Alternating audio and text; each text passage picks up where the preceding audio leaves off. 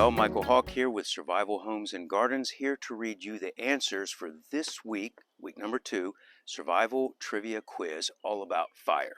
Question number 1, what is the best of the woods for starting a friction fire? And the answer is A, yucca. Yucca has one of the lowest ignition points of all woods. Question 2, which of these fire starting methods require cordage? The answer is A, bow drill. All the others don't require string. If you notice, answers are starting to look like A. It's because almost all of them are A. Checking out your mind space. Question 3, what is the best technique for safe fire in high winds and open ground? The answer is A, Dakota fire hole, because it keeps it underneath the ground so the wind can't make it pick up and cause fire somewhere that you don't want it to. Question number 4, what is the best way to retain heat from a fire for shelter? And the answer is A, a firewall. Basically, you got your shelter, you put your fire in front of you, and then you put a wall on the outside of your fire so all that heat is just being reflected back into you. Question number 5, what type of rocks should you not use for fires? The answer is A, river rocks, because those rocks have been in water for a long time, and when you put them next to a fire, it will cause them to explode, and sometimes they'll shoot at you. Question number 6, which of the formations is the best for starting a fire?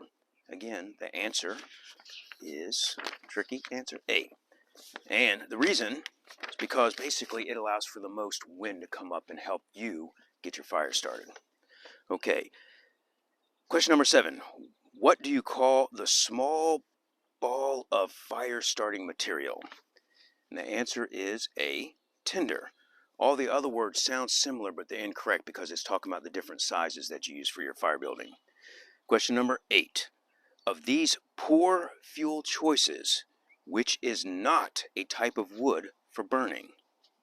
And the answer is A, mossy barks. All the others are actually wood. Question number 9, which kind of wood is the most difficult for starting a friction fire? Answer A, ironwood. If you've ever played with it, that stuff's so hard you can barely even shave it with a knife.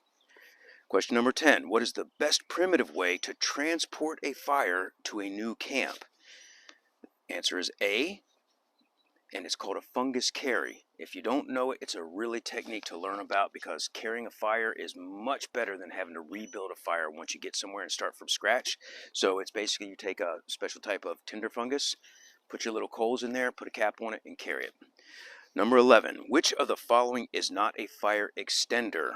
The answer is A, flint. And the last one, because the other ones, they'll make a spark, but they won't burn, so they're not an extender.